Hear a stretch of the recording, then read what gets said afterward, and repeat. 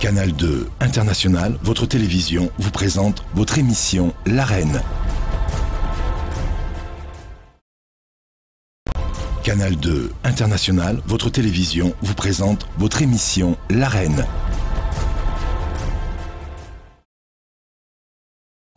L'Arène avec de nouveaux habillages en préparation, un nouveau visuel, un nouveau son très prochainement. Ceci n'était qu'une mise en bouche. Vous êtes bien dans votre émission. Vous le savez, cette émission consiste à croiser les regards. C'est le cœur, nous le disions tout le temps, de la contradiction. Nous mettons la contradiction au service de la vérité autour d'un sujet, autour d'un homme, parfois. Et l'homme qui nous intéresse ce soir est un religieux qui a produit une importante littérature en matière politique. Je vous invite à la présentation complète de notre invité de ce soir et des autres protagonistes. C'est le coup de pinceau de Lil Piedjou. Ce soir, le gong retentit pour un prêtre de la Compagnie de Jésus, Ludovic Lado. Anthropologue, sociologue, politiste et bien sûr évangéliste. Scrute dans cette arène les effets attendus de la contribution du clergé, toutes confessions confondues, à la résolution de la crise dite anglophone au Cameroun. Et ce, à l'aune de l'Anglophone General Conference, appelée de tous les vœux par Christian Cardinal Toumi. Le père Ludovic Lado, autoproclamé dissident en raison de sa critique sociale sévère, puisera sans doute dans son parcours d'éducateur, ancien vice-recteur à l'Université catholique d'Afrique centrale, directeur de l'Institut de la dignité et des droits humains du Centre de recherche et d'action pour la paix à Abidjan, pour présenter sa grille de lecture de ces temps troublés dans le nord-ouest et le sud-ouest et pourquoi pas ailleurs. Parfois en rupture de banc avec la hiérarchie ecclésiale locale, le père Lado, dont les sorties ont souvent fait le miel des journaux, expliquera ce soir pourquoi cette littérature inattendue du prêtre qu'il est sur les dirigeants. Pour le duel avec lui, Wilfried Ekanga, analyste politique et essayiste, qui passera différentes opinions et options de l'invité de ce soir au crible de la critique sans complaisance dont il est lui-même adepte. Mais avant, pour l'interview, les deux journalistes de ce soir sont Cacharel Charles Ngafongan, coordonnateur des rédactions des sites d'information www.237online.com, www.agricdev.info et correspondant local de plusieurs magazines et sites d'information et lauréat du prix Lorenzo Natali de journalisme en 2010. Avec lui, Thierry Niopet, directeur de publication du bi-hebdomadaire Confidentiel et promoteur du site internet www.refletdafriquetv.com. Les gladiateurs bien installés, le début des hostilités après ses premiers coups de gong. À peine entendu retentir ce premier coup de gong, mais je reçois l'invité ce soir, Ludovic Lado, bonsoir. Bonsoir Rodrigue. Et bienvenue dans l'Arène. Merci. Un prêtre qui descend dans l'Arène, c'est assez commun?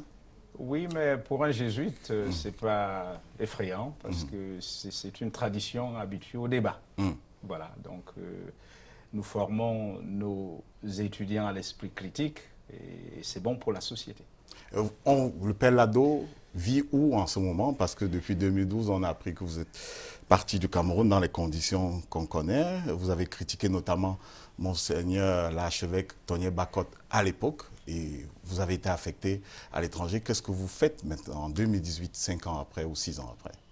Alors, quand je suis parti du Cameroun en 2012, je suis allé à Abidjan et j'y étais pendant 5 ans. Et en l'année académique 2017-2018, je l'ai passé aux États-Unis, dans une université où j'étais enseignant visiteur. Et donc là, j'en reviens et là, je suis en route pour N'Djamena, qui sera mon nouveau point de chute. Et avec le même temps, on a lu votre dernière lettre ouverte au nouveau nonce apostolique à Yaoundé. Il est un petit peu irrévérencieuse, un petit peu qui sort des sentiers battus. Oui, je pourrais dire à la limite que ça me caractérise un tout petit peu. Je pense que, encore une fois, que c'est comme on dit souvent, c'est du croisement des arguments, que peut sortir la lumière. C'est vrai, c'était un tout petit peu provocateur, mais c'était dans le souci de la dignité humaine. Et encore une fois, je n'écris que ce dont je suis convaincu. Ouais.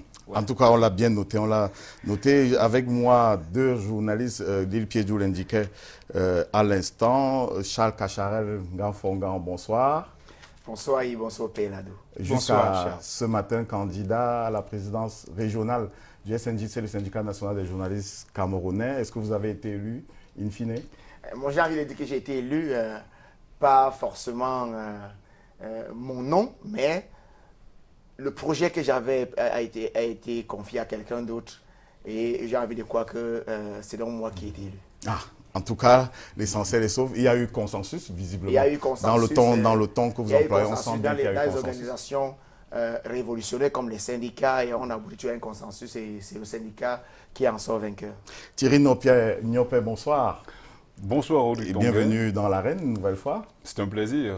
Je dis également bonsoir à Charles Cacharel Fongan, je dis bonsoir au Père Lado et je n'oublie pas de dire bonsoir aux téléspectateurs que je retrouve avec beaucoup de plaisir. Merci d'accepter une nouvelle fois notre invitation. Nous allons embrasser la première dorsale de cette interview.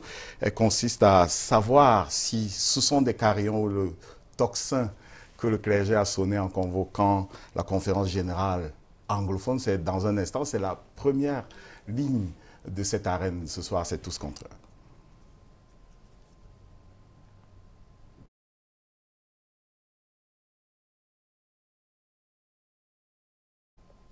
Je crois que nous allons y aller sans transition, comme on me le dit souvent. Oui. Là, de vous vous rendre compte de ce que ça veut dire y aller sans transition. Oui, on attendait une transition qui n'est pas arrivée. Alors, on va aller avec la première, autour de cette dorsale donc. On vous a vu, vous avez fait une sortie sur Facebook, vous avez indiqué clairement votre soutien au cardinal Christian Toumi pour l'idée d'une conférence générale des anglophones, qui était préalable, qui serait le préalable à une conférence nationale. Mais est-ce que les premières critiques ont jailli? Est-ce que ce n'est pas malsain de percevoir la question ainsi, regrouper d'abord les anglophones? Ce n'est pas un peu sectariste? Oui, certains font ce procès aux initiateurs de cette conférence, mais la question que je me pose, c'est quelle est l'alternative? Ça fait 2 ans que les Camerounais s'entretuent et on ne semble pas avoir d'issue ou entrevoir une issue. La solution militaire semble ne pas porter de fruits, donc la solution de la répression ne semble pas porter de fruits. Et donc, on est comme dans une impasse. Et voilà une perche tendue. On pourrait dire que les contours ne sont pas parfaits, parce qu'effectivement, on pourrait faire cette lecture identitaire de l'approche. Mais je crois que, encore une fois, c'est indiqué comme une étape. Parce qu'encore une fois, jusqu'ici, on a beaucoup entendu dire « avec qui allons-nous dialoguer ?» Là, il y a la possibilité, effectivement, pour les Camerounais d'expression anglophone, qui, il faut le dire, portent le poids, n'est-ce pas, des effets de cette crise, de s'accorder, parce qu'il ne faut pas non plus penser que les Camerounais d'expression anglophone, je veux dire, évoluent dans l'unanimisme sur cette crise. Il y a différents sons de cloche dans cette crise et c'est là l'occasion de s'accorder. Et puis ensuite, on pourra élargir le cercle du dialogue à d'autres composantes de la nation camerounaise. Donc, je ne vois pas pourquoi on doit faire ce procès aux initiateurs. Pour moi, c'est encore une fois une perche.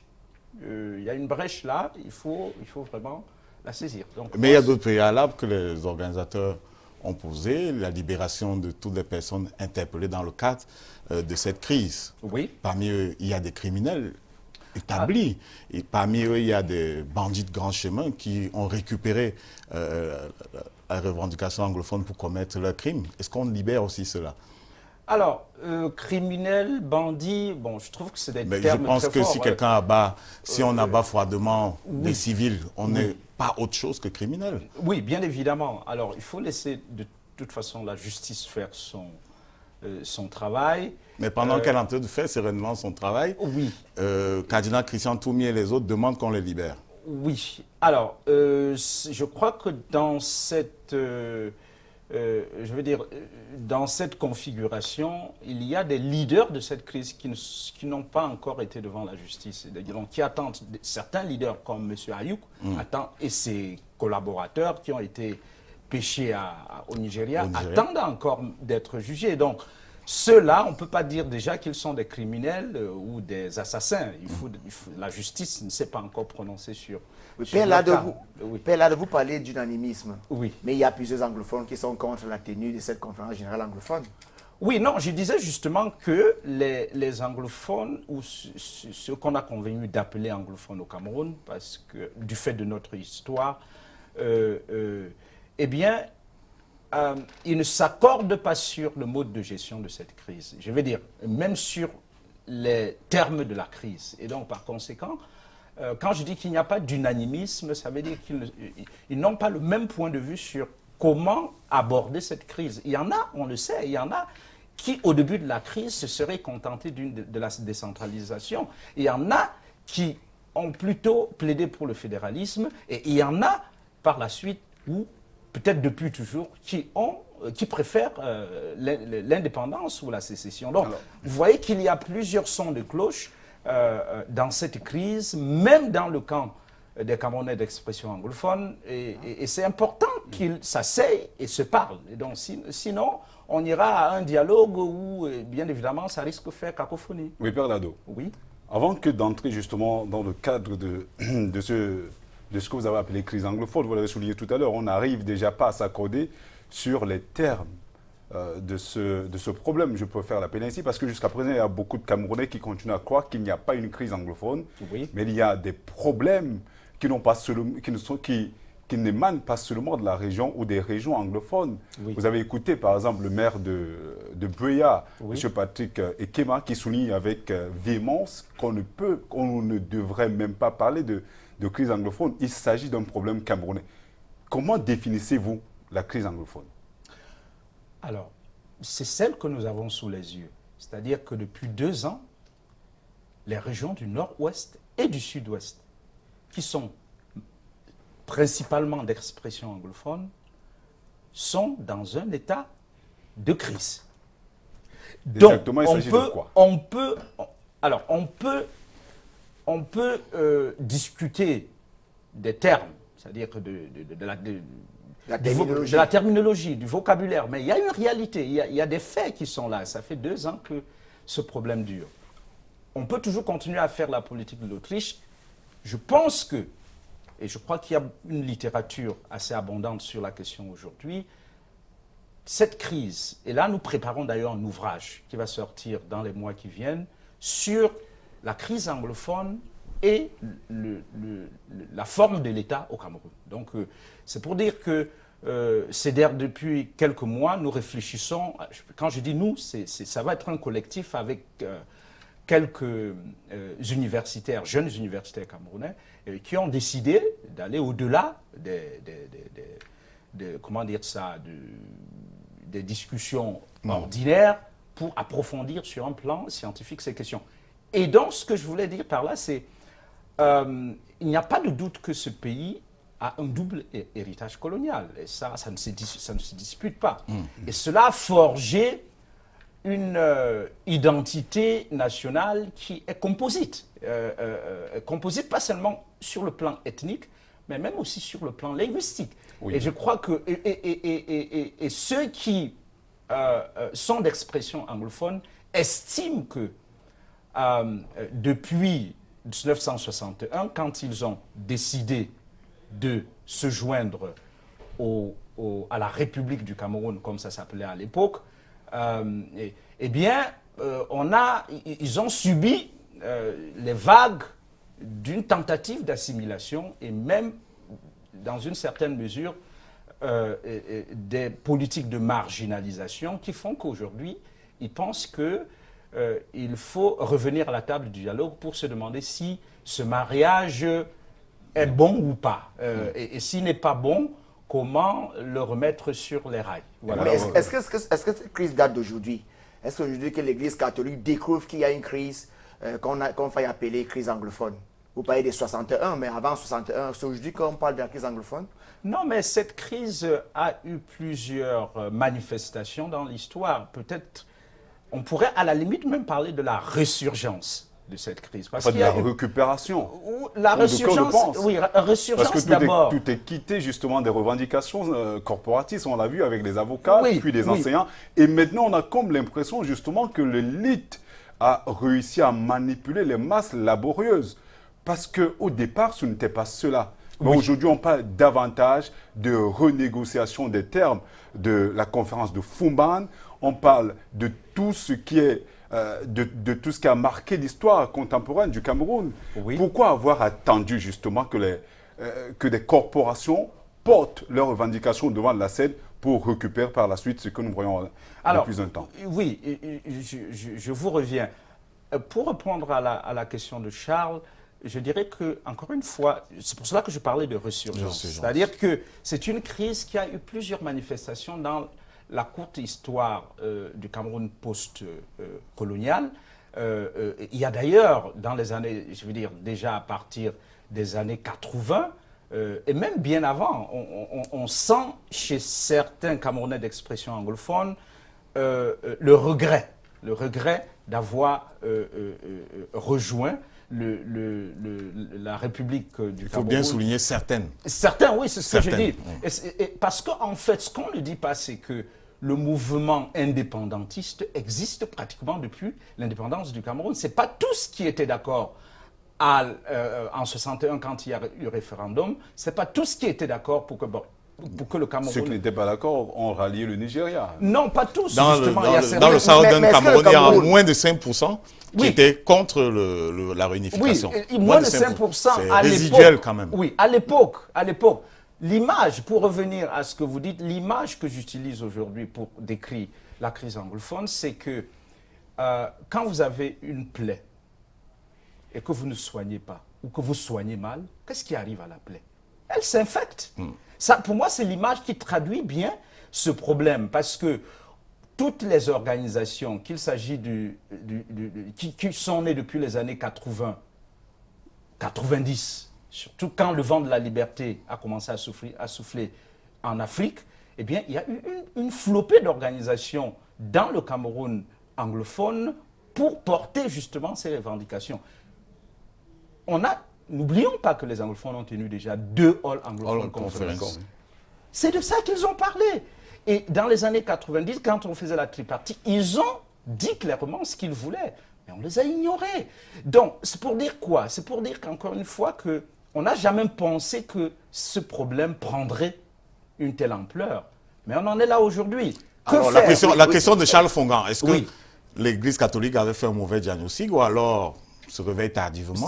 Ou simplement, comme suggère Thierry Niopé, récupère l'affaire? Non, mais il n'y a pas Pourquoi seulement en 2018 l'Église catholique ne récupère pas. Qu'est-ce que l'Église catholique a fait depuis que cette crise a démarré?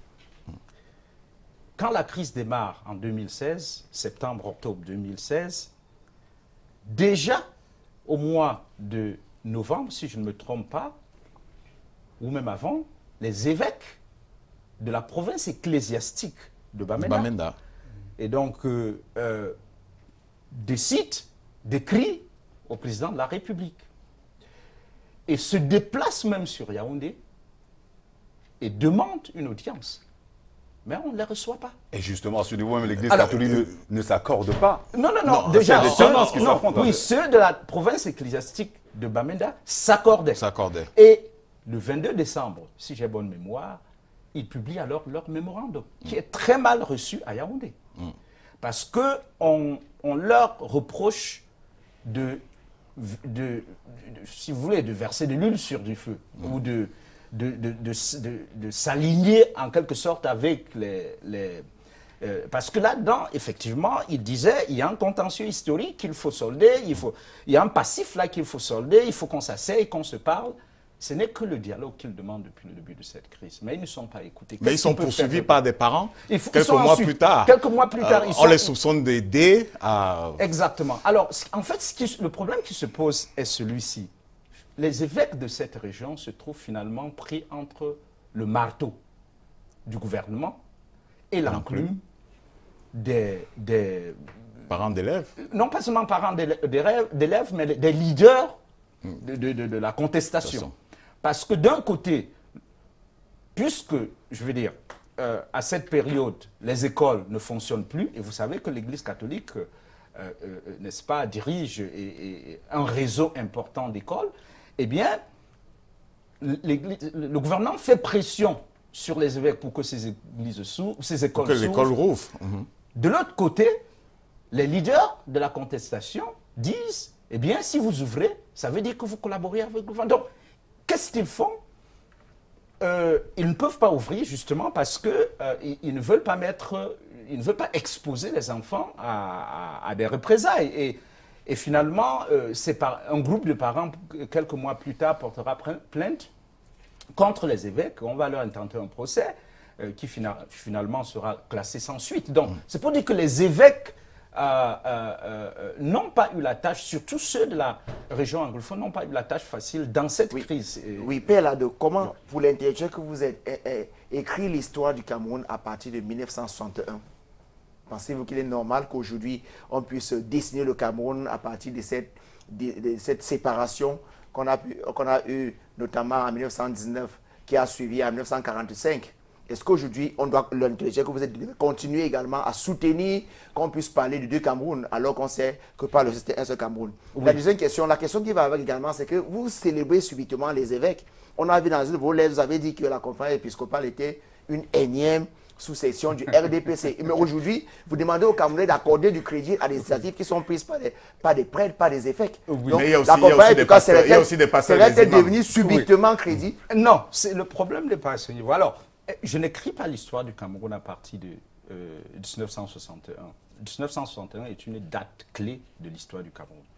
Le Cameroun était, si vous voulez, le Cameroun colonial sous les Allemands jusqu'en 1916, quand les Allemands perdent la Première Guerre mondiale. Et donc, le pays se divise entre les Anglais et les Français. Ça, c'est la petite histoire que nous connaissons. Et bien évidemment, dans les années 60, quand les pays africains se ruent vers l'indépendance, eh bien, il faut décider du sort de ces deux parties qu'on a confiées aux Anglais. Il faut décider du sort des deux parties. Déjà, en 60, la partie francophone a son indépendance, bien évidemment. Et il faut décider du sort de la partie qu'on a confiée au Nigeria. Et à ce moment, il y a Northern Cameroons et puis il y a Southern Cameroons. Vous savez bien qu'on a perdu Northern Cameroons. Donc, c'est pour dire que on ne peut pas, comme ça, dire que oui, on va reconstituer le Cameroun allemand, ça n'existe plus. Puisqu'on a déjà perdu le Northern Cameroons. Bien sûr, on a essayé de reconstituer le Cameroun qu'on a aujourd'hui avec le Southern Cameroons et la République du Cameroun. Alors, il se trouve que c'est un mariage qui a des problèmes. On dit, regardons ça de près. Alors, vous me dites qu'aujourd'hui, subitement, je célèbre les évêques.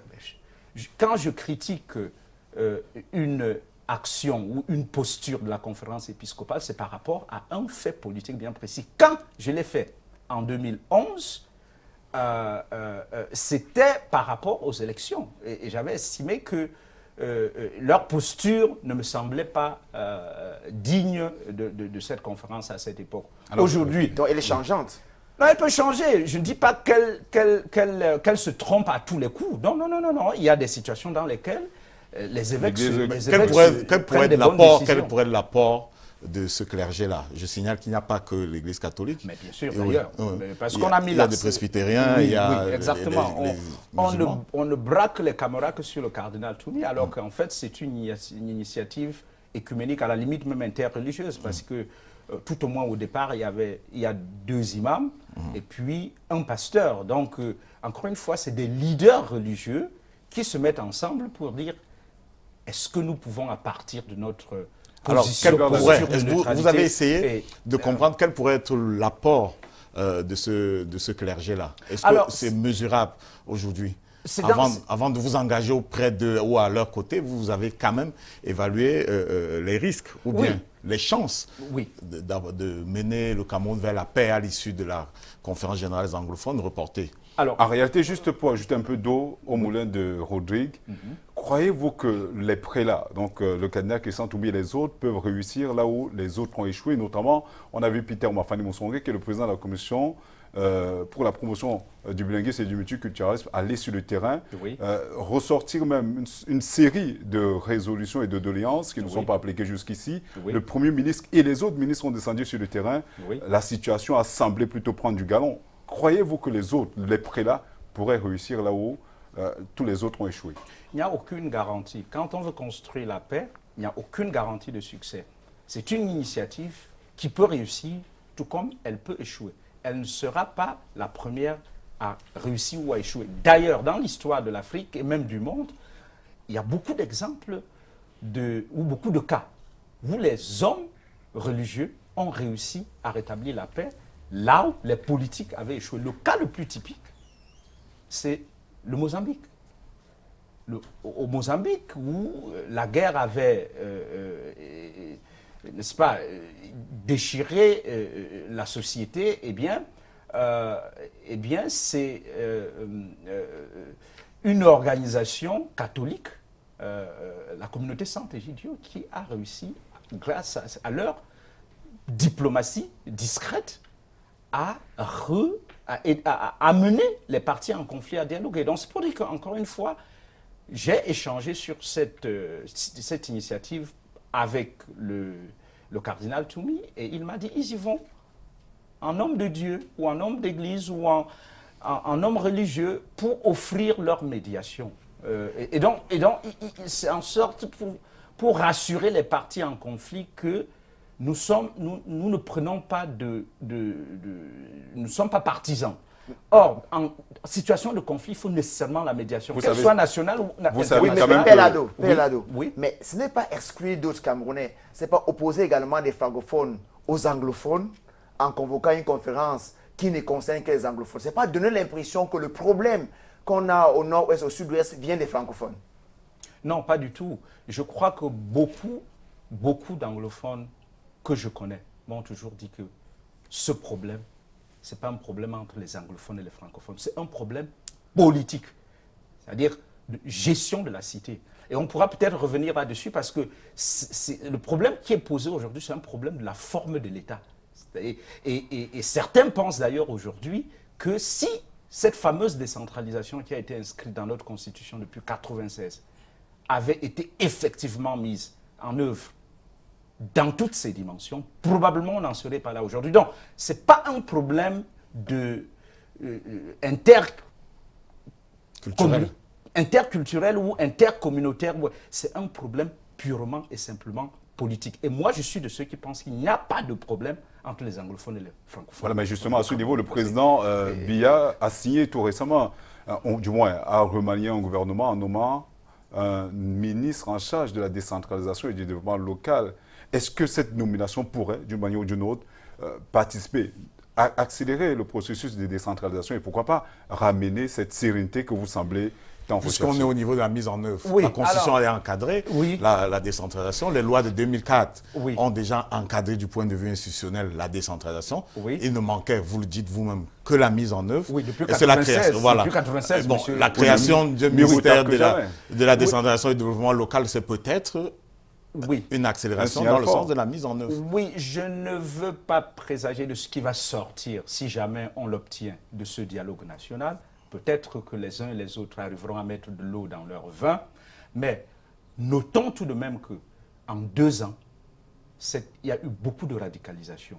Même bon nombre, je connais un certain nombre de Camerounais d'expression anglophone qui, au début de cette crise, se seraient contentés d'une décentralisation, mais qui aujourd'hui disent le moindre mal, probablement risque d'être... On verra. Faut-il mettre l'armée et les soldats sur le même... On verra les modalités de ce retour à la paix dans 5 petites minutes. Charles Gafongan, on reviendra dans 5 minutes de temps d'accueillir en plateau Elisabeth Ngorwoum, qui, avec nous, va essayer de revisiter le jardin secret de notre invité, le père Ludovic Lado. C'est le moment des préférences.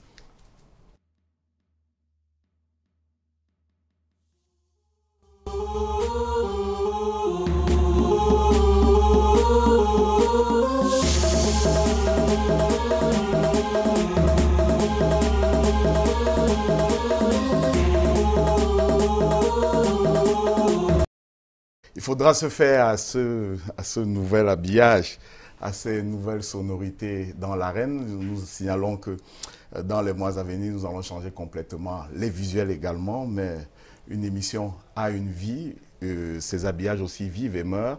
L'ancien habillage de l'arène est mort.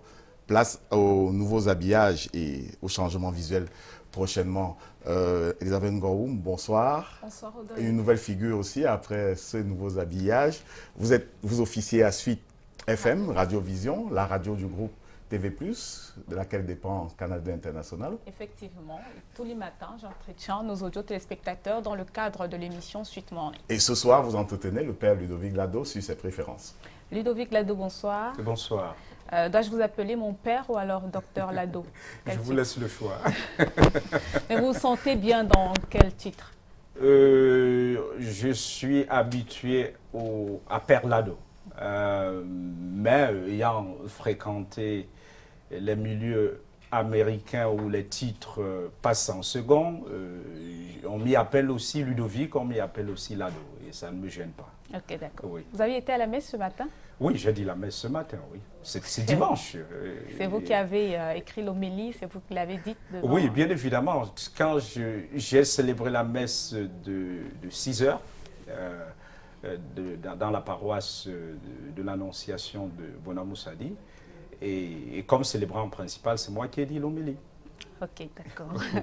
Et vous, on voit que vous êtes enseignant également, enseignant d'anthropologie. Oui. Mais vous avez aussi enseigné la philosophie. On a rencontré beaucoup de vos élèves qui disaient être curieux parce qu'un prêtre qui vient enseigner la philosophie quand on sait que c'est le questionnement, la critique, et quand on est prêtre, c'est la foi. On doit croire. Oui. Alors, là, ils cherchent à opposer. Si ce sont mes étudiants, j'ai un problème avec eux, parce que là, ils cherchent à opposer la foi à la raison. Je dirais simplement que la philosophie fait partie du cursus de formation de tout prêtre. C'est exigé par an. Pour devenir prêtre, il faut faire au moins 2 années complètes de philosophie. Bon, il y en a qui font un peu plus, c'est ce que j'ai fait. Et je ne vois pas de contradiction entre vos convictions et ce que vous enseignez? Oui, parce qu'en fait, la théologie, c'est quoi? Parce que tous les prêtres sont tenus de faire la philosophie, au moins 2 ans, et la théologie, au moins 3-4 ans. Et pour nous, la théologie, c'est quoi? Si vous prenez l'étymologie du mot théologie, c'est théos et logos, qui veut dire la science du divin, ou de Dieu. Si jamais on peut... Parler de science. Si on peut parler de science. Ceci dit, tout dépend aussi de ce qu'on appelle science, ce qu'on entend par science. Toujours est-il que la théologie est l'une des plus vieilles sciences des milieux universitaires, si vous voulez. Et donc, je n'oppose pas la foi à la raison. À la limite, la raison m'aide à mieux creuser ma foi, à mieux approfondir ma foi. Et d'ailleurs, le pape Jean-Paul II avait écrit toute une encyclique, c'est-à-dire l'une de ses lettres. Est-ce que vous poussez les limites de la raison jusqu'à vous demander s'il y a un être suprême? Parce que les limites de la raison nous poussent à y arriver. Bien sûr, la philosophie va jusque-là, c'est-à-dire jusqu'à se demander si Dieu existe. Et vous n'en êtes pas venu à quoi? Alors, il n'y a pas de réponse toute faite à cette question, parce qu'il y a des arguments qui portent à penser que Dieu existe, et il y a des arguments qui portent à penser, qui plutôt mettent dans le doute. Et vous personnellement? Et moi personnellement, puisque je suis un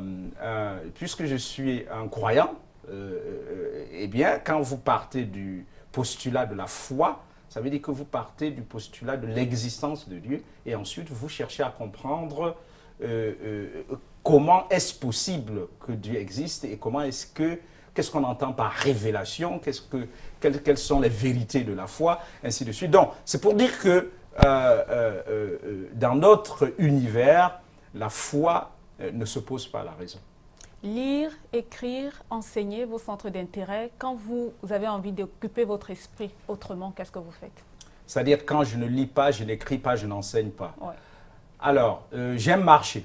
faire de longues marches. Je peux faire facilement 8 km aller, 8 km retour. Ça me dégage l'esprit.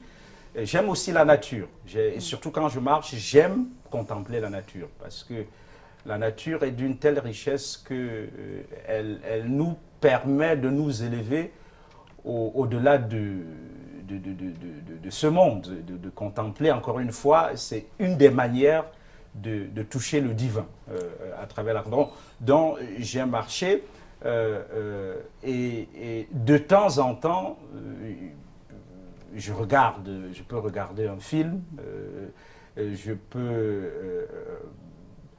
aussi aller échanger avec des amis. De temps en temps, on peut aller prendre un pot, hein, c'est pas interdit. En parlant de regarder les films, vous regardez les différentes chaînes locales, une préférence?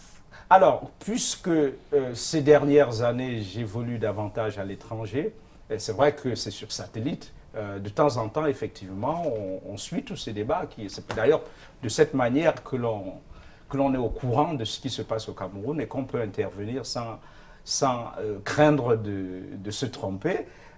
Mais je dirais que je suis plus actif sur les réseaux sociaux que les médias classiques, qu'il s'agisse de la radio ou de la télévision. Donc, sauf qu'on a lu une de vos missives où vous demandiez aux Camerounais de ne pas regarder une certaine chaîne. C'était pour savoir si vous avez eu le temps de regarder. Oui. Vous savez que même sur les réseaux sociaux, sur YouTube ou sur Facebook, les extraits des différentes émissions, des différentes chaînes de télévision circulent. Donc, ça ne passe jamais inaperçu. Et pratiquement, on peut s'enquérir de ce qui se passe sur les réseaux sociaux, notamment. Oui. Vous avez appelé les Camerounais à voter pour un candidat et qu'on ait la paix, finalement. Non, je n'ai jamais, ça ne fait pas partie je ne suis pas dans la campagne d'un candidat, jamais. Ça ne fait même pas partie de nos horizons. En tant que prêtre, je n'ai pas le droit de recommander un candidat. Alors, vous disiez ceci le 24 avril. Oui. Pardon que Kamto retire sa candidature pour que les gens dorment. C'est une question de santé publique. Oui, c'était à une époque où, justement, je crois que Kamto venait d'annoncer qu'il compte présenter sa candidature. Et il y avait tout un lever de bouclier autour de sa candidature. Et pour blaguer, j'ai dit simplement que pour que les esprits s'apaisent, peut-être qu'il ferait mieux de retirer sa candidature. Ce n'était pas pour recommander qui que ce soit. Recommander peut-être son adversaire. Non, pas du tout. Encore une fois, ça ne fait pas partie de mes horizons de recommander des candidats. Je sais que je suis, et ça je ne l'ai jamais caché, je suis contre le système en place, c'est-à-dire le régime, mais je n'ai pas personnellement de pièces de réchange. Il faut que ce système a trop duré, ça a fait trop de mal aux Camerounais. Mon souhait, c'est qu'il s'effrite et qu'il s'écroule et qu'on donne la possibilité aux Camerounais de choisir un autre... Oui, aujourd'hui, vous êtes aussi reconnu pour votre franc-parler. Vous vous reconnaissez dans ce caractère? J'essaie de dire ce que je pense. Est-ce que vous pensez que votre affectation à la Côte d'Ivoire était une affectation disciplinaire? Non, pas du tout, parce que mon casier judiciaire, qu'il s'agisse du civil que du religieux, est vierge. Je n'ai jamais reçu de lettre de blâme, ni même pas de lettre jamais dans mes activités, mon casier judiciaire. Comment avez-vous accueilli le départ de Monseigneur Bakot à la tête de l'archidiocèse de Yaoundé? Vous avez vécu ça de loin? De très loin. Vous avez certainement été heureux. Heureux de quoi? Quand on connaît la fin de votre collaboration en 2012. Oui. On dit, bon, bien évidemment, on a eu cette querelle. Cette passe d'armes. Oui, mais avant cela, je n'avais pas de relation particulière avec Monseigneur Tonio Bakot, en dehors du fait qu'il était le grand chancelier de l'UCAC et donc mon chef hiérarchique de très loin. Mais sinon, on n'avait aucun problème. Je n'entretenais pas de relation conflictuelle avec lui. Il se trouve simplement que cette fameuse lettre qui a fait couler beaucoup de salive et d'encre, eh bien, semblait m'indexer. J'ai été obligé de me défendre, mais sans animosité. Et honnêtement, je n'ai jamais eu de ressentiment à son égard. J'ai essayé d'expliquer pourquoi je pensais qu'il se trompait et je continue de penser qu'il, non seulement il s'est trompé, mais qu'il a été induit en erreur par des faux frères, c'est ce qu'il faut dire. Mais bon, ce qui lui est arrivé après, je n'ai ni à me... Et la pomme de discorde, peut-être faut-il le rappeler pour les téléspectateurs, nos nouveaux téléspectateurs, c'était... Il estimait qu'il y avait un trop-plein d'étudiants d'une certaine région, certainement de l'Ouest, la région de l'Ouest. Oui, à l'UQAC. Ça nous ramène au fameux problème de l'équilibre régional. Est-ce qu'il faut l'appliquer dans les structures privées?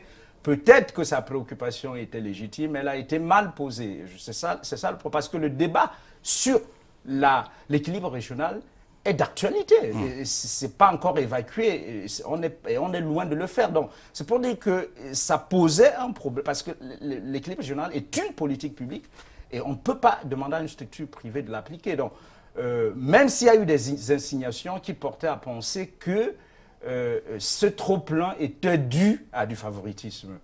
Bon. Mais vous êtes vous-même originaire de l'Ouest. Mais bien évidemment. Quand on se retrouve à une faculté avec un trop-plein, entre guillemets, d'étudiants originaires de l'Ouest, on peut vous soupçonner effectivement de favoriser les vôtres. On peut soupçonner, bien évidemment. Vous n'êtes pas défendu de cette accusation. Alors, vous n'avez jamais voulu vous défendre de cette accusation. Est-ce que vous accusez le coup? Non, j'avais écrit à l'époque pour simplement expliquer les procédures et pour montrer qu'en réalité, mon entourage, j'ai dit deux choses. J'ai dit simplement deux choses. J'ai dit que pour ce qui concerne les enseignants, j'ai expliqué que je ne recrute pas. C'est le recteur qui recrute.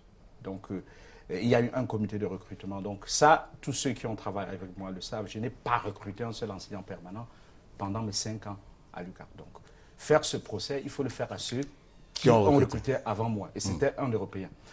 Deuxièmement, pour les étudiants, j'ai aussi expliqué la procédure pour montrer que mes collaborateurs les plus proches n'étaient, pendant mon temps, ni mes secrétaires, ni mes assistants, n'étaient pas de ma région. Et donc, et c'est eux qui étaient au cœur du système du concours.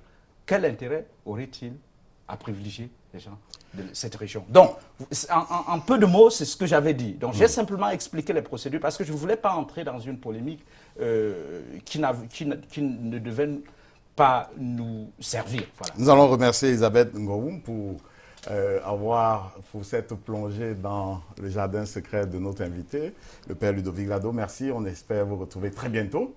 Et le rendez-vous est noté également sur Suite FM Radio. Nous revenons à la première dorsale de cette émission, celle qui concerne le regard ou bien l'apport qui peut être celle du clergé catholique, l'apport qui peut être celui du clergé catholique à la résorption de la crise anglophone. Et nous étions sur une question de Charles Cacharel Ngafonga.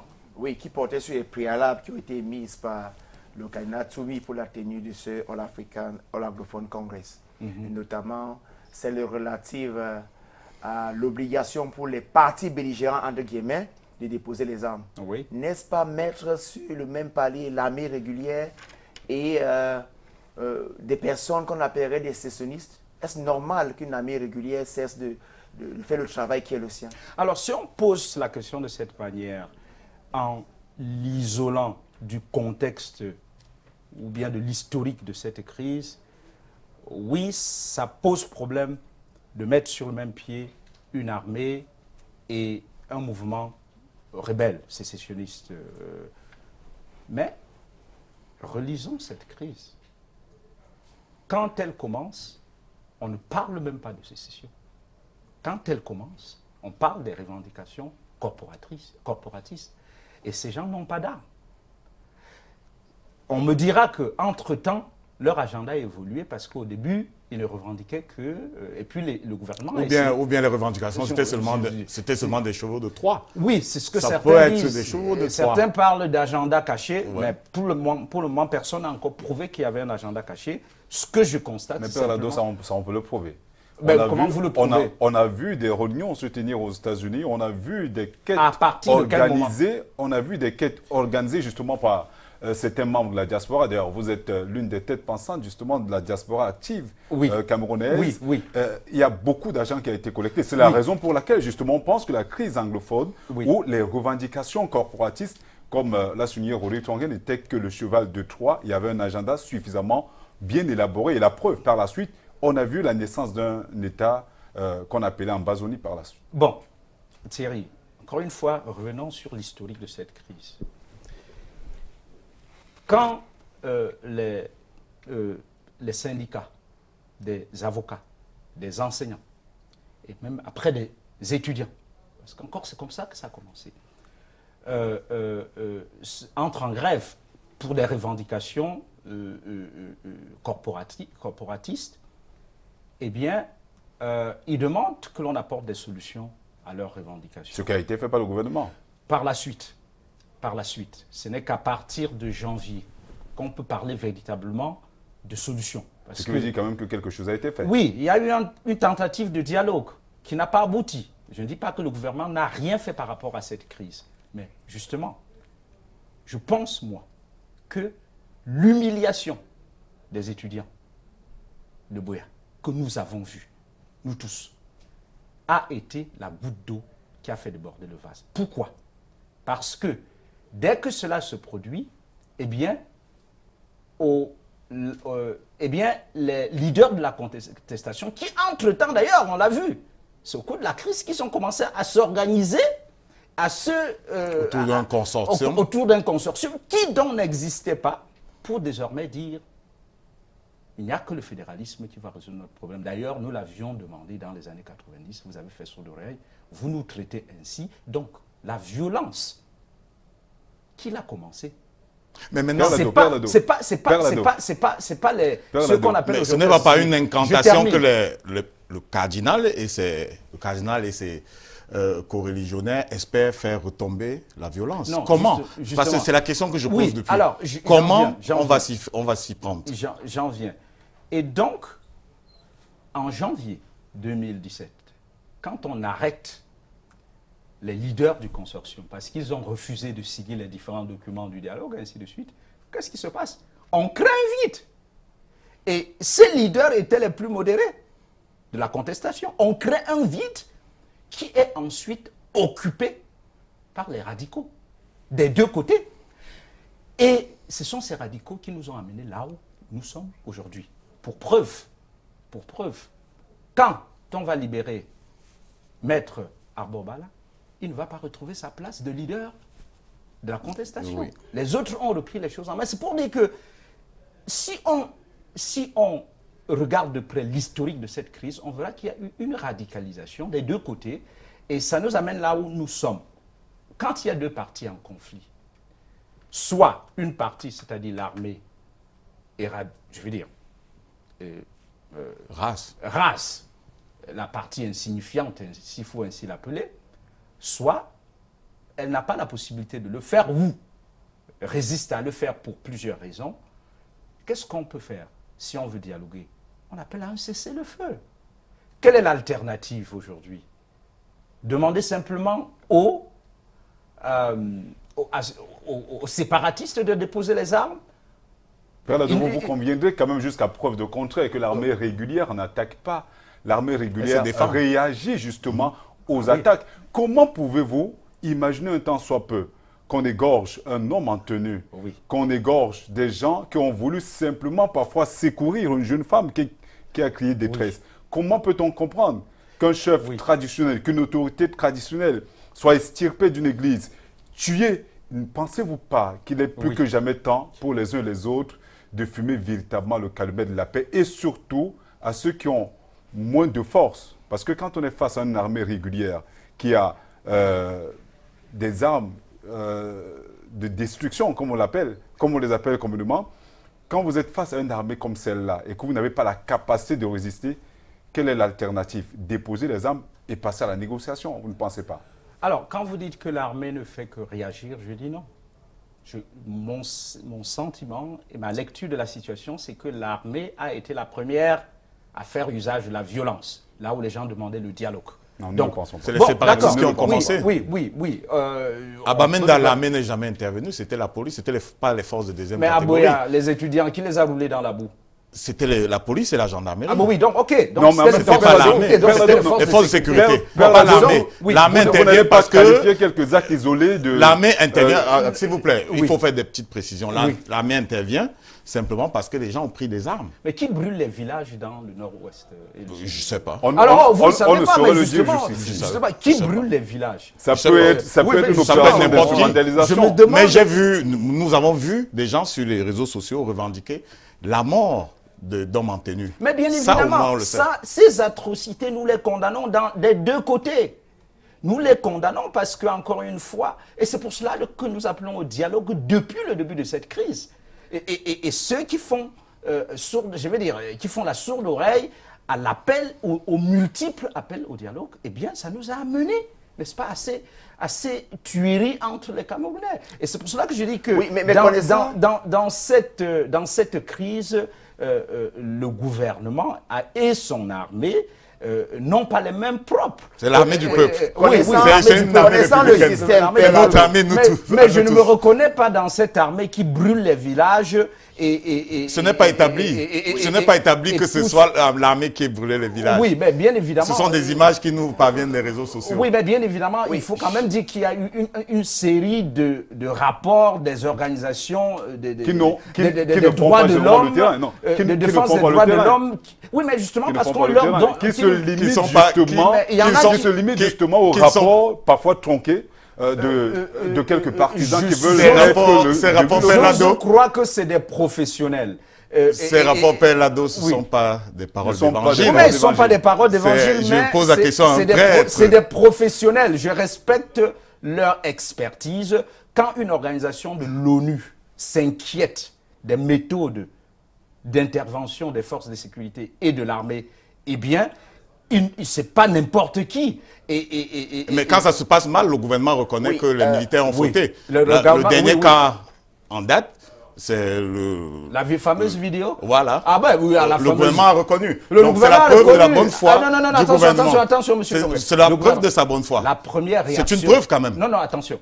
La première réaction du gouvernement a été de dire, par son porte-parole, et ça m'a même surpris parce que il y a une situation, le chef de l'État dit faites une enquête, avant même que l'on obtienne les résultats de l'enquête, le fameux porte-parole est déjà sur les antennes. Pour dire que c'est un fake.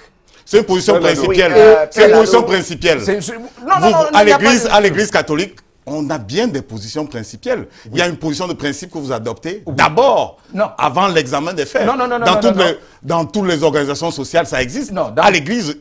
Non, l'église, avec plus de prégnance. Oui, on peut dire présomption d'innocence, mais ne pas dire que c'est un fake news. Et aller même jusqu'à attribuer cette vidéo à un pays ami, ça c'est quand même aller trop loin. Alors, donc, mais nous retenons ce qui est heureux, ce qui est essentiel. Oui. C'est que le gouvernement a reconnu que voilà, il y a une enquête qui est ouverte, il y a des gens qui ont été interpellés. Si c'est pas à cause des pressions internationales, justement, de toutes ces organisations. Nous notons que c'est en raison de la bonne foi. Ah oui, qu'est-ce qui vous fait croire que le gouvernement céderait à ces préalables-là, connaissant le système que vous avez souvent dénoncé? Est-ce parce que c'est subitement l'Église catholique que vous accusez également assez souvent de jouer le jeu du gouvernement? Non, je n'accuse pas l'Église catholique de jouer le jeu du gouvernement. J'essaye d'être honnête avec tous les systèmes. Ce n'est pas parce que je suis membre de l'Église catholique que je dois me réserver. Vous avez d'ailleurs mis en garde le... J'ai dit au nonce que, écoutez, voilà ma lecture, ma vision du pays dans lequel vous allez atterrir. Donc, à vous de voir comment vous allez vous y déployer. Et donc, c'est pour dire que non, je ne suis pas complaisant avec l'Église catholique. C'est pour cela d'ailleurs que quand j'ai à dire sur ce que j'estime être des faux pas, je n'hésite pas à les dire. Donc, je ne présume pas de la bonne foi du gouvernement, donc je ne pense pas nécessairement que le gouvernement va... D'ailleurs, ils l'ont déjà dit, les préalables ne sont pas acceptables. Mais est-ce pour autant que l'on doit enterrer l'initiative? Non. Mais je crois que même sans ces préalables, il faut aller à cette conférence et travailler. Et vous l'avez dit au cardinal? qu'il faut désormais abandonner ces préalables-là et aller au dialogue? Non, je n'ai pas d'ordre à donner au cardinal, puisque il a des suggestions. Oui. Je crois qu'ils ont bien compris aujourd'hui que ces préalables ne devraient pas être des conditions. C'est-à-dire que si on ne les obtient pas, on n'aura pas la conférence. Je ne crois pas qu'on en est là. Et donc, c'est pour cela d'ailleurs, vous l'avez vu, ils ont reporté cette conférence pour mieux la préparer. Ça veut dire qu'ils continuent à y croire malgré les critiques qui ont fait. Vous confessez que c'était quand même hâtif. Vous retrouvez ceux qui pensent que c'était hâtif? C'était hâtif parce que certains pensaient que la tenir avant les élections pourrait avoir des effets, disons, bonifiants sur la situation actuelle. Mais ils se sont rendus compte que la situation est tellement grave. Et puis, de toute façon, ayant publié l'annonce, la convocation, eh bien, ils ont eu un feedback. Et ça leur a permis de recadrer l'organisation de cette conférence. Et je crois que, eh bien, ça va permettre, encore une fois, de mieux... Et parmi les feedbacks, le report va permettre de mieux... Parmi les feedbacks, il y a celui du maire de Buea, qui nous a posé une déconvenue la semaine dernière. Nous le lui pardonnons. Il y a... lui, l'édile de la ville de Buea, qui estime que ça va se tenir partout au Cameroun, sauf à Buea. Alors, oui. Il y a une élite du Sud-Ouest qui s'est rassemblée samedi dernier, samedi il y a une semaine à Yaoundé, estimant que la menace vient du Nord-Ouest. Et parmi les leaders de la All Anglophone Conference, on retrouve le cardinal Christian Toumi, qui est originaire du Nord-Ouest. Est-ce que vous comprenez, et Charles Gafonga en posait le problème tout à l'heure, mais on n'a pas toujours de réponse.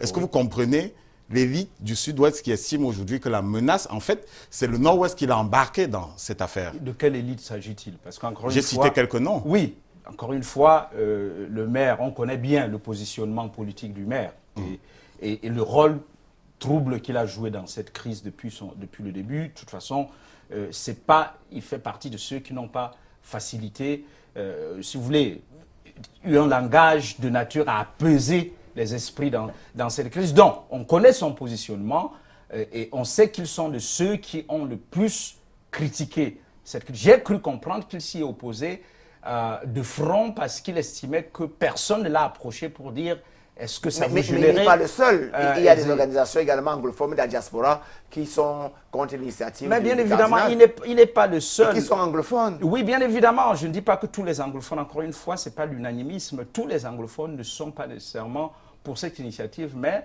les opposants les plus farouches sont les séparatistes. Parce qu'encore une fois, ils estiment que c'est probablement le camp des modérés qui essaie de se mettre en place, de s'organiser. Et donc, par conséquent, ça risque de déradicaliser cette crise. Donc, qu'il y ait donc des oppositions ou des critiques acerbes de cette initiative, aussi bien du côté du régime que du côté des séparatistes, eh bien, il ne faut pas que ça nous surprenne. Aucune initiative de paix n'est facile. Les bâtisseurs de la paix sont souvent obligés de se frayer un chemin, n'est-ce pas, dans des circonstances extrêmement difficiles. Et donc, moi, je reste convaincu que c'est une occasion d'or à ne pas rater. Parce que quelle est l'alternative? C'est ça ma question. Oui, justement, pour être honnête avec vous-même, oui, merci Rodrigue. Pour être honnête avec vous-même, vous êtes convaincu quand même que ce dialogue n'apportera rien justement à la résolution de cette crise? Parce que pour vous, la seule alternative possible, c'est le départ du président Biya, qui pourrait, pourquoi pas, être une chance pour le retour de la paix et pourquoi pas le changement de paradigme au Cameroun. Je suis de toute façon convaincu que si le président avait décidé de ne pas se représenter à l'élection présidentielle, donc aux élections présidentielles du 7 octobre, ça aurait pu, je pense. Mais plus que c'est représenté, cela dit qu'il n'y a plus de chance? Non, je ne dis pas qu'il n'y a plus de chance, même si je ne suis pas convaincu que ceux qui ont créé cette crise, par leur mode de gestion du Cameroun, ont les moyens éthiques de la résoudre. Parce que je finis par une citation de Einstein qui disait qu'on ne peut pas résoudre un problème au même niveau de conscience qu'il a créé. Donc c'est pour dire que les acteurs actuels qui n'ont pas pu aider à la déradicalisation de cette crise, ça m'étonnerait qu'ils aient des outils pour aider. Donc même l'organisation de Paul Atanga dit au ministère de l'administration territoriale ne résoudrait pas le problème. Je pense que c'est l'une des grosses erreurs de ce régime. Parce que, encore une fois, on sait quel regard un certain nombre de Camerounais d'expression anglophone portent sur la personne Atanga Dji. On l'a vu pendant les événements. Mais c'est celui-là que vous mettez. Donc vous avez l'impression que le président vous êtes légaliste et c'est inscrit dans la Constitution, le président de la République nomme aux emplois civils. Oui, et militaires, c'est le président de la République, donc nomme qui veut. Quelle collecte? On va revisiter la question de la collecte dans un instant, mais je voudrais simplement dire que le ministre Atanga Dji et les autres ont toujours estimé qu'il y avait derrière les tenants de la crise anglophone des gens qui voulaient prendre le pouvoir de façon lâche en s'arc-boutant sur une idée ou sur l'idée de la frustration anglophone. Dire qu'il y a un problème de leadership au Cameroun et que ce problème de changement de leadership aurait pu aider à résoudre la crise anglophone donne du crédit à ceux qui pensent que c'est les gens qui veulent récupérer le pouvoir sans passer par les Non, quand je dis ça, c'est mon point de vue personnel sur l'issue de cette crise. Je pense qu'en 2 ans, le régime a montré ses limites dans la gestion de cette crise. Qu'est-ce qui nous fait croire qu'elle peut la résoudre aujourd'hui? Question peut-être avec Claude Wilfried Ekanga qui est arrivé en plateau. Avec lui, vous allez discuter pendant un quart d'heure sur ce qui a été dit ici par vous et peut-être ce qui a été dit avant. Mais nous restons dans la même trame, la question de l'apport du clergé à la résorption de la crise anglophone. C'est le duel.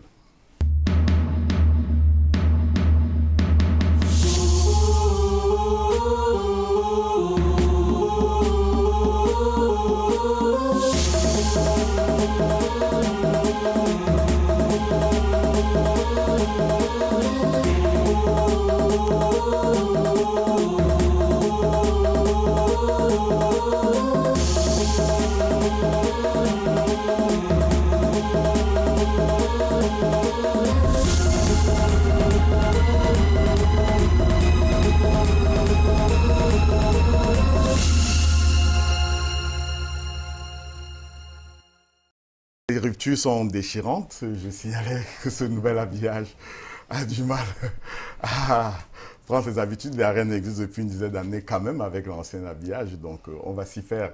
Wilfried Ekanga, bonsoir. Bonsoir, Rodrigue. Bienvenue dans l'arène. C'est une première chez nous. Oui, merci. Mais on vous a vu ailleurs et on a l'honnêteté de le reconnaître. On vous a vu ailleurs avec beaucoup d'intérêt. Oui, et je suis d'autant plus flatté que vous m'ayez invité chez vous. Je prends ça comme un compliment et j'espère être à la hauteur de vos attentes. Nous avons vu, observer de près cette discussion avec le père Lado. Oui. Est-ce que vous avez noté des zones d'ombre dans son discours? La perfection n'existe pas, il ne va pas me contredire. Donc c'est certainement sur cette base-là que dans un souci de vérité, dans un souci d'éclairage, nous allons essayer d'approfondir ce que vous avez dit et les zones d'ombre personnelles que j'aurai, notamment à l'encontre de votre activité. D'accord. Puisqu'on parle de crise anglophone, on le dira en anglais, you have the floor. Merci beaucoup. Alors mon père, bon, on va appeler ça, je vais vous taquiner un peu en privilégiant l'appellation Monsieur Lado, dans un souci de laïcité qui m'est un peu cher parce qu'on est d'une certaine façon sur le service public, même si c'est une chaîne privée. Alors je vais commencer par la première question que j'ai à votre endroit. Vous avez fait une sortie il y a quelque temps où vous disiez au président Paul Biya de choisir devant le dilemme qui lui est proposé entre le fait de partir dignement ou d'être chassé comme un malpropre. Ce sont des propos particulièrement ardus, surtout dans le contexte actuel, qui peuvent amener les gens à marquer un temps d'arrêt et à demander, premièrement, de quelle façon devra se passer, on va mettre les guillemets, ce chassement. Et ça peut donner raison à ceux qui pensent que dans la logique du professeur très célèbre et très controversé Alain Patrice Nganan, qui parlait justement de chassement et qui, du point de vue du gouvernement, est un acteur du trouble à l'ordre public. C'est d'ailleurs pour ça qu'il a été expulsé du territoire. Ça peut justement donner du crédit à ceux qui pensent de vous que vous apportez un peu plus d'instabilité à un contexte déjà de toute façon mis en instabilité par le président Paul Biya. Et justement, certains sont allés tellement loin qu'ils ont parlé de vous sur une plateforme 237 online, pour ne pas la citer, comme Ludovic Lado, un diable en soutane. Oui, ça j'ai vu cette expression. Tu disais, bien évidemment, quand vous vous exposez, il faut accepter que l'on vous colle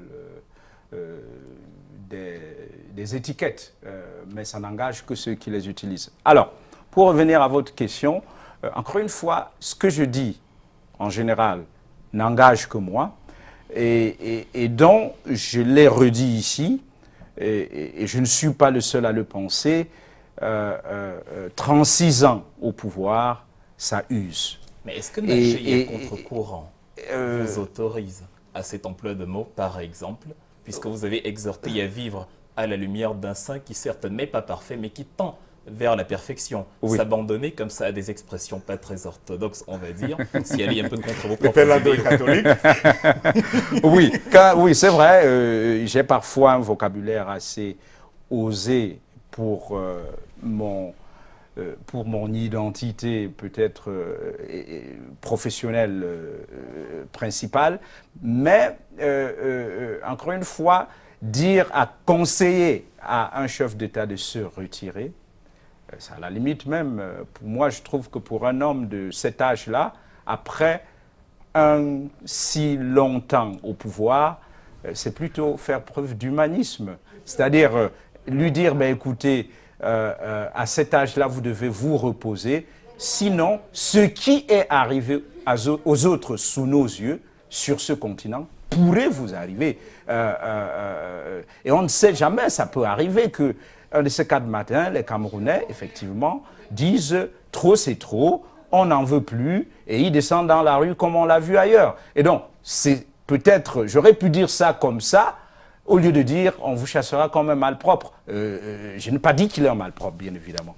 Oui, justement, dans la logique, on a l'impression de manière péremptoire que vous avez un mode opératoire déjà précis. Vous semblez y avoir la certitude, du moins dans l'affirmation. C'est la perception de ceux qui vous lisent ou de ceux qui écoutent. On ne va pas leur en vouloir, ne pouvant pas lire dans les pensées. Oui. Ils ont la considération, ils ont l'impression que voilà, le fameux agenda caché dont il a été question dans la première partie, d'où tient-il la certitude que si le président Paul Biya ne décide pas de sa propre initiative de partir dignement, il partira comme un malpropre, avec le choix des mots. Oui. Encore une fois, j'aimerais préciser une chose. Nous parlons d'une fonction, c'est-à-dire que ma cible, ce n'est pas la personne de M. Biya. Je n'ai aucune raison de lui en vouloir. Ma cible, c'est la fonction du chef de l'État qui a été occupée par cet homme depuis 36 ans. Et j'estime que c'est trop parce que dans cette routine-là, eh bien, ça secrète de la mauvaise gouvernance et dont nous avons les effets aujourd'hui. Le Cameroun est dans un état piteux et c'est ce bilan-là que je regrette. Et face à une situation comme celle-là, je ne peux que exhorter celui que je considère être le premier responsable à se retirer, ou bien le peuple, oui, je le souhaite, lui demandera de se retirer. Avant de passer à la deuxième question, on aimerait quand même conclure en demandant, vu que vous êtes une autorité morale, les plus jeunes se réfèrent à vous, nos mamans se réfèrent à vous, vous êtes voilà, la représentation d'une autorité, l'autorité religieuse notamment. Est-ce que vous avez l'intention de revenir sur vos mots ou de vous excuser outre mesure par l'emploi de la malpropreté supposée du président Paul Biya? Oui, comme je l'ai dit, le « comme » a sa place. J'ai dit « comme un ». Je n'ai pas dit qu'il est un.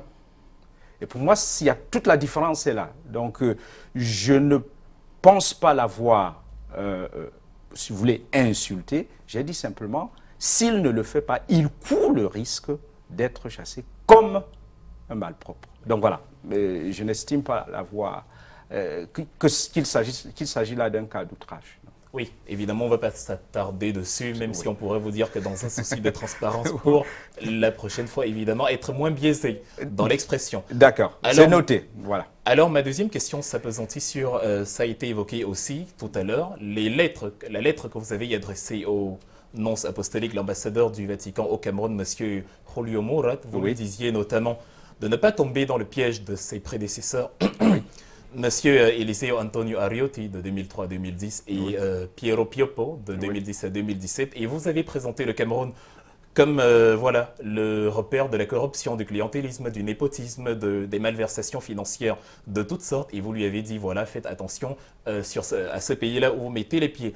Oui. On va quand même dire que l'opinion publique camerounaise a un grand problème avec cette mentalité continue de l'Africain à s'inféoder aux instances étrangères qui ne prêchent pas forcément par l'exemple. On va ouvrir une parenthèse et prendre le Vatican. Vous connaissez l'affaire Vatilix en 2012, lorsque un évêque du Vatican, Monseigneur Carlo Vigano, a rédigé une lettre au pape où il était en train justement de faire état de la même corruption, des mêmes malversations financières. Et d'ailleurs, cela a été consigné par écrit par Gianluigi Nozzi, un autre écrivain qui, au mois d'août 2012, a écrit un livre qui avait pour titre « Sa sainteté, scandale au Vatican ». Tout à fait. Et il a révélé dans le livre que lorsqu'il a demandé les documents aux gens, aux témoins qui en disposaient, les témoins lui ont dit « On a peur pour notre vie, on ne va pas vous les révéler ». En d'autres mots, on peut craindre pour sa vie au Vatican, qui est pourtant le siège de l'institution divine. Alors, lorsqu'on a un élément comme ça, qui est en lui-même un mauvais élève, incapable de vaincre ses propres démons, on ne va pas revenir sur le chapitre des prêtres pédophiles, etc.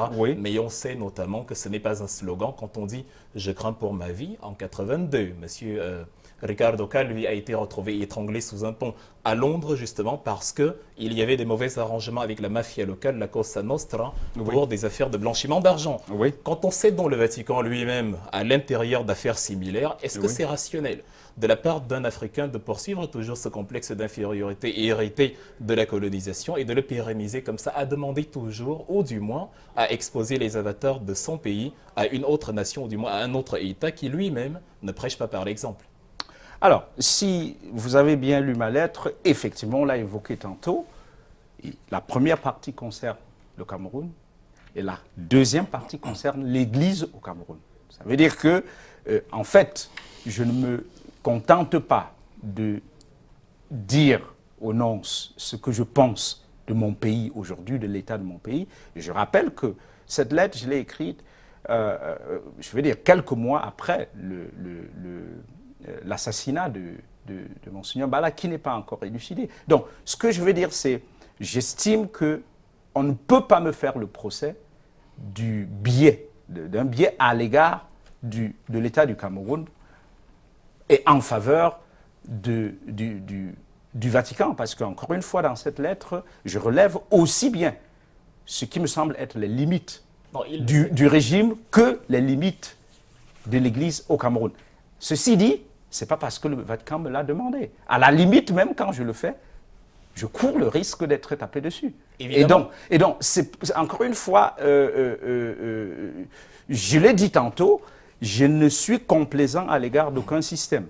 Qu'il s'agisse du système du Vatican ou de l'Église, ou du système politique qui régit nos vies, j'essaye d'être honnête avec ma conscience. Et quand ça ne va pas, je dis ça ne va pas, que ce soit dans l'Église ou au sein de l'État. Évidemment, il ne s'agit pas de dire que vous avez pris parti pour le Vatican au détriment de l'État camerounais. Il s'agit de poser la question, pourquoi ne pas se focaliser sur la résolution des problèmes camerounais dans un contexte camerounais, tant il est vrai que jamais, lorsque vous étiez en mission notamment à Rome ou je ne sais pas, à aucun moment vous n'avez vu un cardinal italien rédiger une missive et vous exhorter, après y avoir exposé de manière exhaustive les problèmes de l'Italie. Ça n'arrive jamais de la part des Occidentaux envers les Africains. Mais les Africains ont cette culture-là de parler de leur pays, on va dire en mal, on va caricaturer comme ça, et de soumettre les fameux problèmes aux Occidentaux. En vertu de quoi le Vatican s'érigerait-il? Vu que vous avez posé vous-même la question, à quoi sert in fine un nonce apostolique? En vertu de quoi le Vatican s'érigerait-il en solution aux problèmes des Africains? Mais oui, justement. Il est incapable de résoudre les siens. Oui, alors justement, le problème est que vous avez affaire à un diplomate. Donc, qui par leur décision, ou leur intervention ou non-intervention, vous avez vu dans le cas de la RDC. En RDC, je ne dis pas que c'est l'unique facteur déterminant dans la décision de M. Kabila de ne pas se représenter, mais l'Église catholique était au front. Et alors, était au front par ses laïcs, soutenus par le clergé.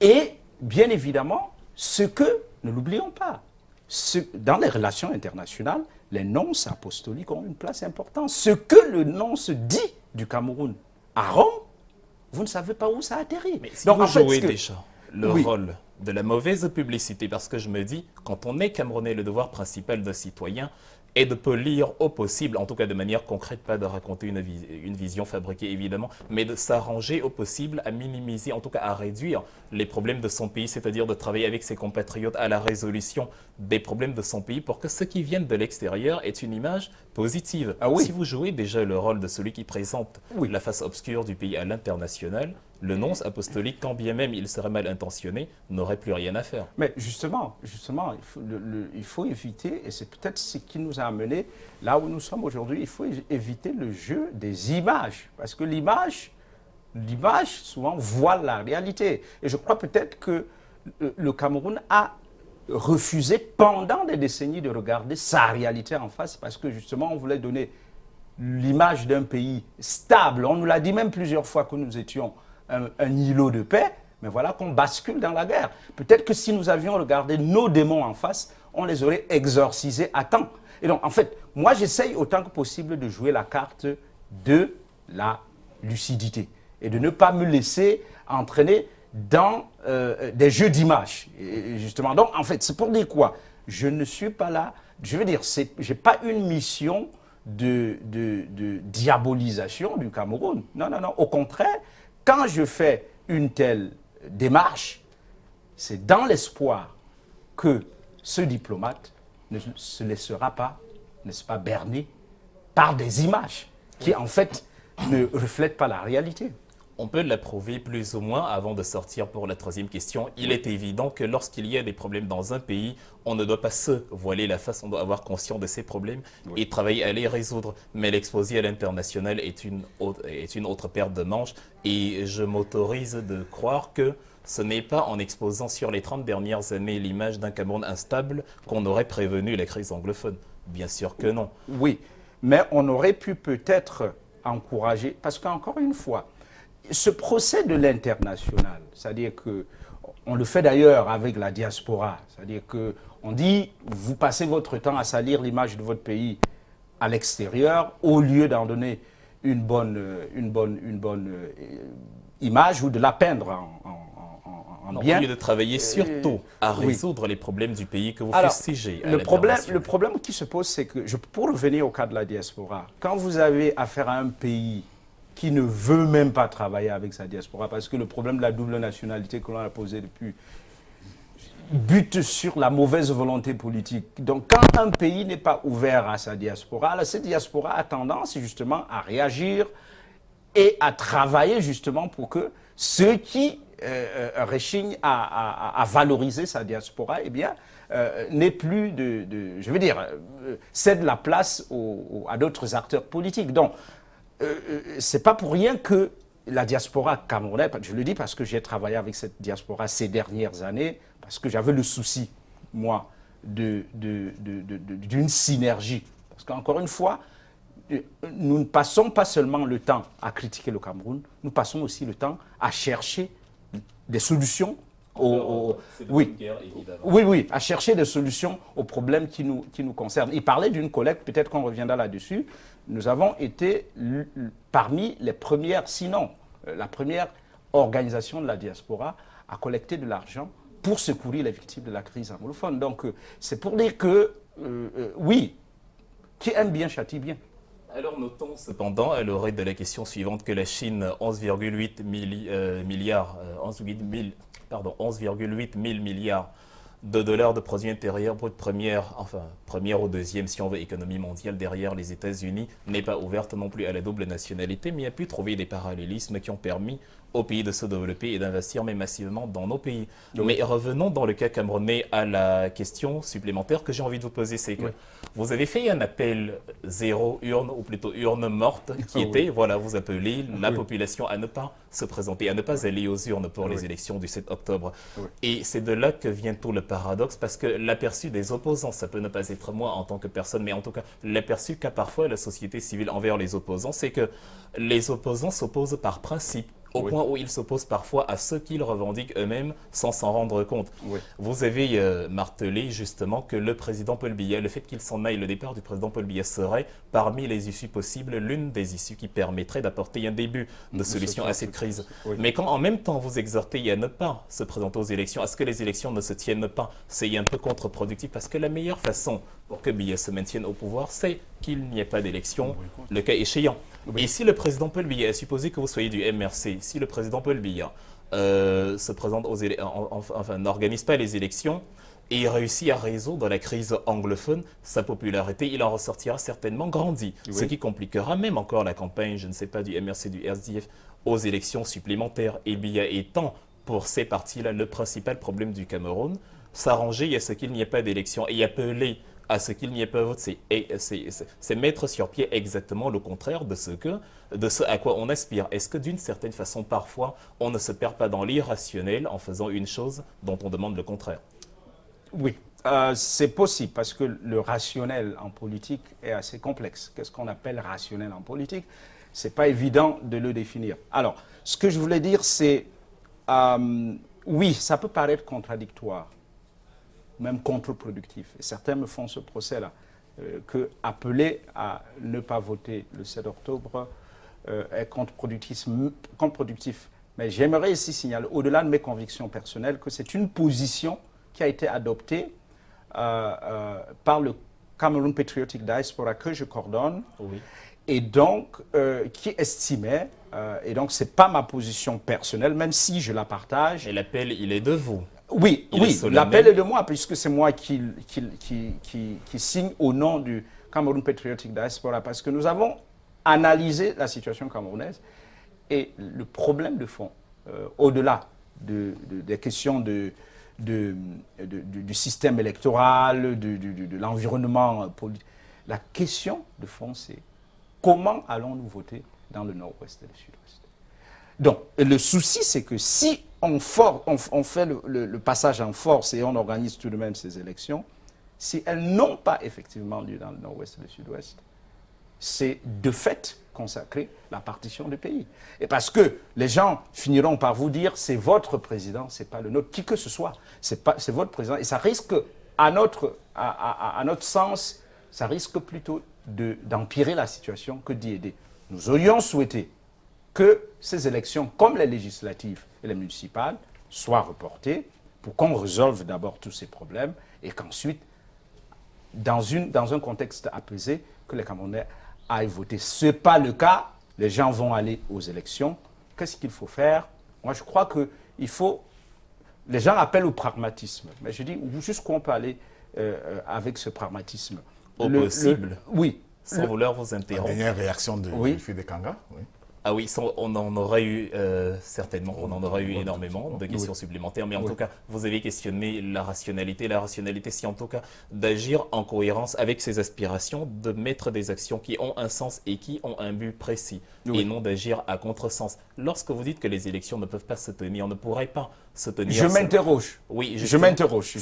Si elles ne viennent pas à se tenir, je m'autorise encore à penser que ce sera justement dans la même logique contre-productive à cause de ceux-là qui, dans ces régions-là, en même temps qu'ils veulent voir le président s'en aller, s'arrangent à ce que la situation ne se stabilise pas. Et à la fin, on a du mal à comprendre à quoi, contre quoi, certaines entités s'opposent. D'où la question qui vous est posée aujourd'hui.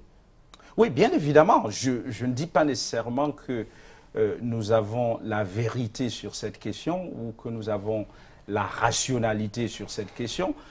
Nous essayons d'analyser la situation et de regarder les contraintes. Et encore une fois, je reviens du Nord-Ouest. Personne n'y parle d'élection. Les gens, ils sont préoccupés par deux choses principales. C'est la sécurité et la survie.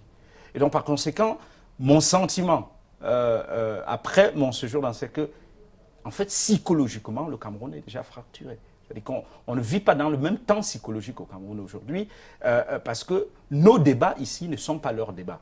Alors, donc, la question, au fond, c'est, et c'est pour ça que je dis, c'est une interrogation.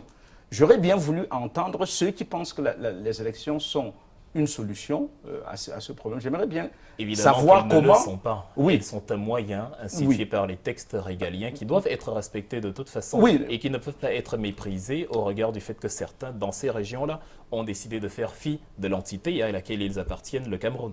Oui, bien évidemment. En parlant de dispositions normatives, la Constitution ne prévoyait pas de report de la présidentielle. Il faut respecter la loi. Ça aurait posé un problème politique. Tout au moins. Oui. Ça devrait répondre. Vous savez, la Constitution, le régime la modifie quand il le veut. Oui, mais j'ai dit qu'il y aurait un problème politique. Oui, c'est-à-dire qu'il y a des mécanismes pour changer la loi. Mais on aurait posé un problème politique. Kanga parlait de rationalité. Ceux qui se veulent rationnels auraient dit, voilà, le président a modifié la Constitution pour s'éterniser au pouvoir. Et voilà, peut-être ceux qui défendent la cause anglophone auraient dit, il est illégitime, il avait été élu pour 7 ans, il n'y a pas eu une nouvelle élection au bout de 7 ans. Oui, ça aurait pu provoquer ce type de débat, mais je pense que si c'était fait dans l'optique du dialogue national pour résoudre la crise anglophone, je ne pense pas qu'on serait allé dans ce sens. Merci voilà. Claude Wilfried de Kanga, merci de nous avoir éclairé sur ce plateau. On vous reprendra très bientôt. On vous reprendra dans cette émission comme dans d'autres émissions, encore que Canal D International prépare un dispositif spécial en termes de production de contenu pour ces présidentielles et Wilfried de Kanga sera certainement avec nous et plusieurs autres experts pour des questions politique. Nous revenons à l'interview de cette émission en embrassant la deuxième dorsale consacrée à la personnalité de Père Lado. Je souhaite poursuivre un peu le duel, c'est-à-dire que n'avons pas de temps, il y a des préoccupations qui en sont ressorties. Oui, non, juste quelques questions. La proposition du candidat Toumi arrive tard après que plusieurs acteurs politiques ont fait des propositions d'un dialogue inclusif. Et sur le tard, Toumi arrive avec ce All Africa Anglophone Congress pour balayer tout ce qui a été fait. Je reviens également maintenant à un autre élément qui a été soulevé par Wilfried Kanga tout à l'heure. Vous demandez le départ de Biya, mais quelle est l'alternative que vous proposez? Est-ce que le Cameroun deviendra subitement un Edouard si Biya part? Moi, j'ai pas des préoccupations. Vous permettez que je réagisse, non? Vous permettez? Allez-y. Oui, d'accord. Vous dites ça vient tard, tout en sachant que certains en sont arrivés à dire de quoi se mêle-t-il.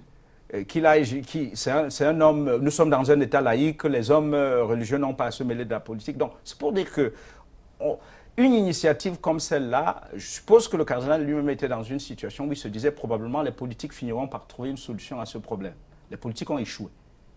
Là, ils disent, et encore une fois, ce n'est pas le cardinal seul, les leaders religieux disent, voilà, voilà ce que nous avons à offrir. Qu'en pensez-vous? Et donc, on en est là. Comme il a dit, et encore une fois, j'ai échangé avec lui sur la question, c'est une main tendue qui peut être saisie ou ignorée. Voilà. Donc, oui, Père Lado. Oui. Tout à l'heure, vous sembliez idéaliser les propos du cardinal Christian Toumi. Comment ça?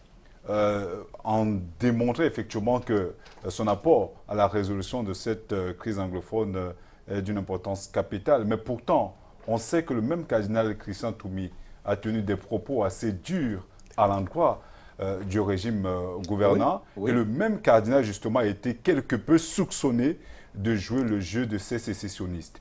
Quand on regarde l'Église que vous décrivez dans vos différentes sorties, c'est une Église corrompue, une Église à la solde des pouvoirs gouvernants. Alors, est-ce que cette Église-là est capable de résoudre véritablement les problèmes posés par les Camerounais? Alors, surtout au-delà, peut-être pour sortir, quand on se rappelle, par exemple, l'assassinat odieux, tel que vous le décriviez d'ailleurs, de Monseigneur Jean-Marie Benoît Mbala, l'Église avait annoncé se prononcer si jamais la justice ne le fait pas tant. Jusqu'à présent, l'Église n'a rien dit. Est-ce que l'Église camerounaise ou l'Église catholique romaine au Cameroun est complice de la dérive du Cameroun? Alors, je n'irai pas jusqu'à dire que c'est une Église corrompue. Non, je ne l'ai jamais écrit. J'ai dit que c'est une Église qui a ses limites comme toute institution. Monseigneur Konga parlait de faux frères. Il y a des faux frères. Oui, il y a des faux frères. Je suis d'accord avec lui. C'est pas... L'Église, même depuis le temps de Jésus, a toujours eu ses brebis galeuses. Et je pense qu'aujourd'hui, les choses n'ont pas changé. Mais à travers les siècles, elle a toujours travaillé à s'améliorer. Elle n'est pas parfaite aujourd'hui. Et donc, c'est pour cela que j'ai dit, je me refuse d'être complaisant avec les systèmes politiques, je me refuse d'être complaisant avec les systèmes religieux, et donc même dans ma propre maison, je ne comment dire ça, je n'hésite pas à dire que je ne suis pas d'accord, là ça va mal, arrangeons ça, améliorons ça. Ce n'est pas pour dire que l'Église est corrompue. Encore une fois, elle a ses problèmes et doit les regarder en face et les résoudre. Ceci dit, l'Église catholique, quand même, dans un pays comme le Cameroun, après l'État, qui soigne le plus dans ce pays, si ce n'est pas l'Église catholique? Mais ce n'est pas gratuit. Qui éduque, c'est pas gratuit non plus. Non, mais le problème, ce n'est pas le problème de la gratuité, c'est que l'Église est au service de l'humanité. Et de ce point de vue-là, reconnaissons qu'elle fait du bien. Nous n'avons pas dit le contraire. Oui, donc c'est pour cela que je dis que le terme corrompu peut être trop fort. Je dis simplement que ce n'est pas une église parfaite. Nous le concédons. Oui, d'accord. Mais... Donc, est-ce que l'église a les moyens de résoudre cette crise? Encore une fois, cette initiative n'est pas une initiative propre de l'église catholique. C'est des leaders religieux. Et je crois qu'en se mettant ensemble, ces leaders veulent apporter une légitimité, une autorité morale qui peut apaiser les esprits en matière de médiation. On s'intéresse à votre personnalité. Juste pour sortir, vous avez parlé du décès ou du crime odieux. Ah oui, oui, les évêques ont dit... On dit justement qu'ils allaient se prononcer si jamais la justice ne fait pas tant. Oui, mais justement, à la fin... L'Église a laissé ses oies en rade. Non, quand le problème a été classé par la justice camerounaise, eh bien, le président de la conférence épiscopale nationale, qui est Monseigneur Cléla, dont je salue le courage dans cette affaire, même si j'ai toujours pensé que, comme Église au Cameroun, on aurait pu faire mieux ensemble, il a dit qu'ils avaient décidé de confier ce dossier à des avocats. Ce n'est pas une fuite en avant? Non, puisque de sources introduites, des avocats y travaillent. Alors, bien évidemment, ils ne le font pas sur la place publique. Ils peuvent travailler sur une décennie. Oui, ça peut prendre du temps. Ça peut prendre du temps. J'espère qu'ils ne vont pas abandonner. Nos auditeurs, nos téléspectateurs pourraient croire que le père Lado ici a une double personnalité. Comment ça? Une personnalité double, je dirais quoi. Comment ça? Ils soutiennent que les élections ne doivent pas se tenir car il faut d'abord résoudre la crise anglophone. Oui. Et ensuite, les élections sont annoncées. Et une initiative de résolution de cette crise anglophone qui est annoncée après les élections, on le retrouve encore en train de soutenir cette initiative-là.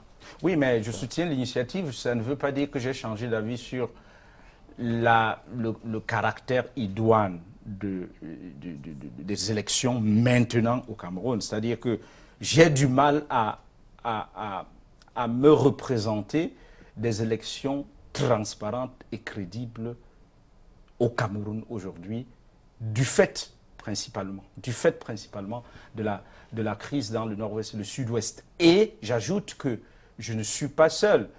Nous collaborons avec le Stand Up for Cameroun de Mme Kawala, qui porte le même souci et qui a d'ailleurs décidé de ne pas se présenter aux élections cette année parce qu'elle estime effectivement qu'il y a un certain nombre de conditions qui ne sont pas réunies. Et elle aussi pense que la transition politique, on n'est pas les premiers, la transition politique serait et vous soutenez au même moment le cardinal Toumi le cardinal qui veut solutionner le problème anglophone après les élections. Oui, mais le problème c'est que le cardinal Toumi, ils ont pris cette initiative, ils espéraient que cela se fasse. C'était fixé au 29 août. Préalablement. À cause du feedback et puis de l'ampleur que ça, parce que de plus en plus, les organisations et des figures importantes de la société civile soutiennent cette initiative. Il n'y a pas longtemps, Maître Arbobala, je l'ai vu, disait que c'est une initiative à soutenir. Donc, c'est pour dire que de plus en plus, on se rend compte qu'on est dans l'impasse. Il n'y a pas d'alternative. On vous voit également soutenir le départ de Biya et vous ne proposez aucune alternative. Bon, est-ce que si Biya part aujourd'hui, le Cameroun deviendra subitement un Eldorado? Non, pas du tout. Justement, je ne fais pas du messianisme. Je n'ai jamais adhéré au messianisme politique. Pourquoi? Parce que quand je faisais mes études de philosophie, j'ai travaillé sur un auteur autrichien qu'on appelle Karl Popper et qui a écrit un livre intitulé la société ouverte et ses ennemis. Et dans l'un des tomes de la société ouverte et ses ennemis, il critique Platon. Parce que dans la République de Platon, Platon privilégie les philosophes comme gouvernants de la société. C'est les philosophes qui doivent gouverner parce qu'ils ont contemplé l'être. Et considèrent que les autres, c'est la foule. Les autres, c'est la foule. Et donc, il n'est même pas favorable à la démocratie. Et Popper lui fait cette critique. Popper dit, en fait, le messianisme politique est une voie sans issue. Parce que vous ne pourrez jamais contrôler la dérive, si vous voulez. Quand un homme décide de devenir mauvais, quand un gouvernant décide de devenir mauvais, vous ne pouvez pas le contrôler. Et donc, lui, ce qu'il privilégie, c'est de mettre sur pied des institutions qui permettent à un pays de se débarrasser le plus tôt possible du plus mauvais gouvernant. Et je trouve que ça, c'est la meilleure option. C'est pour cela que nous pensons que si jamais, même si ça peut paraître un rêve, si jamais une transition pouvait s'opérer dans ce pays, eh bien, ce sera le moment de mettre sur pied des institutions qui nous permettent de nous débarrasser, peu importe qui, parce que demain, on peut avoir un autre. On aura de toute façon à un moment donné un autre. Mais il peut être pire que celui qu'on a aujourd'hui. Alors, on aura encore besoin de s'en débarrasser. Il faut que nos institutions nous donnent les moyens de le faire. Alors, je voudrais interroger le religieux Père Lado. Oui. Il y a une maxime, ou bien une sagesse dans l'Église qui dit que tout pouvoir vient de Dieu. Oui. Il y a le philosophe que vous avez évoqué qui estime que c'est les hommes qui choisissent leurs institutions et les hommes n'ont que les dirigeants qu'ils méritent. Exact. Mais vous êtes de quel camp idéologiquement? Est-ce que vous êtes dans le dogme religieux ou bien vous êtes dans la philosophie? Tout pouvoir vient de Dieu, mais il faut le comprendre. Est-ce que tous les pouvoirs viendraient de Dieu sauf celui de Bia? Une dérivée de tout ce qui est bien vient de Dieu. Ça veut dire que tout pouvoir, quand il est bien, vient de Dieu. Et quand il est mal? Quand il est mal, il ne peut pas venir. Je voudrais pas faire de l'axiologie, mais je voudrais savoir comment un pouvoir est bien et comment il est mal. Oui, mais on le voit sur les hommes, on le voit quand ça permet aux hommes de fleurir dans leur dignité. Est-ce que vous pouvez le dire des Camerounais aujourd'hui? Je ne le crois pas. Il y a beaucoup trop de pauvreté. Quels sont les instruments de mesure? Quels sont les instruments de mesure? Est-ce que quelqu'un est bien et quelqu'un qui n'est pas bien? Je vais vous le dire. C'est toujours le Christ qui disait que heureux ceux qui vivent avec... peu de heureux les pauvres, ils entreront dans le royaume de Dieu. Je paraphrase, mais ça est dit dans la Bible. D'accord, c'est les béatitudes qui sont mais il faut faire attention à l'interprétation de ces textes. Certains pensent qu'il s'agit d'une pauvreté en esprit, qui est tout autre, qui tient un tout autre concept. Mais ce que je veux dire, c'est que quand un pays se porte bien, ça se ressent dans la qualité de vie des populations. Et il y a des indices aujourd'hui de développement humain ou des indicateurs qui permettent de mesurer le bien-être dans un pays. Mais oui, ce peuple qui vit mal et qui ne va pas voter pour sanctionner. Oui, je suis... Alors, le problème, justement, est à ce niveau-là. C'est-à-dire qu'on a... Les Camerounais doivent se réveiller. Les Camerounais doivent se réveiller politiquement parce que je crois que c'est aussi notre torpeur politique au niveau du peuple qui a permis aux mauvais dirigeants de s'éterniser au pouvoir. Il faut qu'ils se réveillent. Alors, encore une fois, je les aurais encouragés d'aller absolument voter si j'étais convaincu que les conditions étaient réunies. Mais il faut qu'ils se politisent parce que, comme on le dit en jargon, eh bien, si vous ne faites pas la politique, c'est la politique qui vous fait. Et j'ai l'impression que c'est là qu'on se trouve. Donc, Père Lado, le peuple camerounais ne mérite que ce qui lui arrive. Ça, c'est la dernière réaction. On nous fait des grands signes derrière la baie vitrée. Oui. Le temps prévu pour cette émission est écoulé. Oui, je suis de ceux qui pensent qu'on en est là parce que nous n'avons pas réagi politiquement comme il le fallait, au moment où il le fallait. Donc, la responsabilité de la longévité de ce pouvoir et de ce à quoi ça nous a entraîné aujourd'hui est due aussi, n'est-ce pas, à l'irresponsabilité ou à l'indifférence politique du on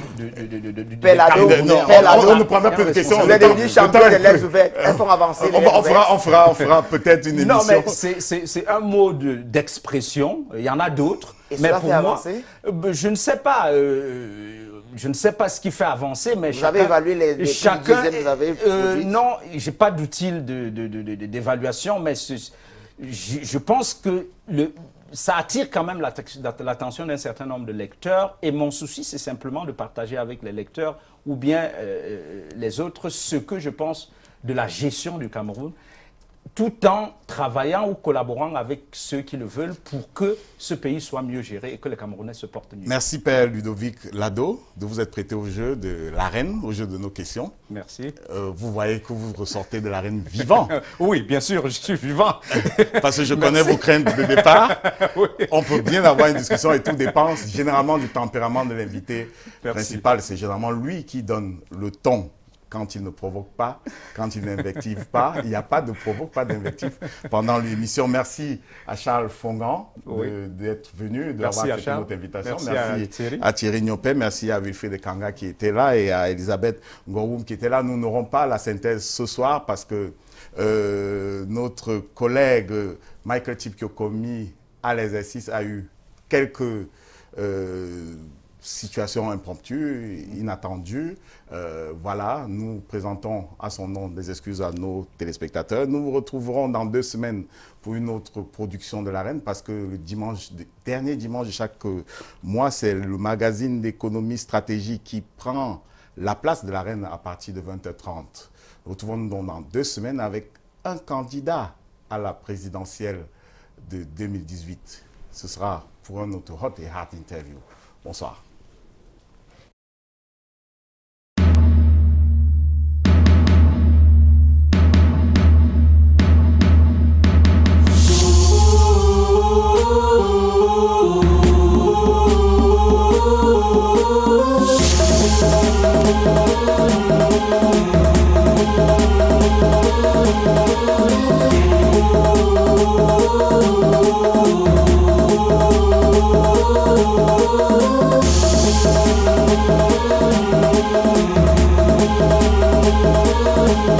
Yeah.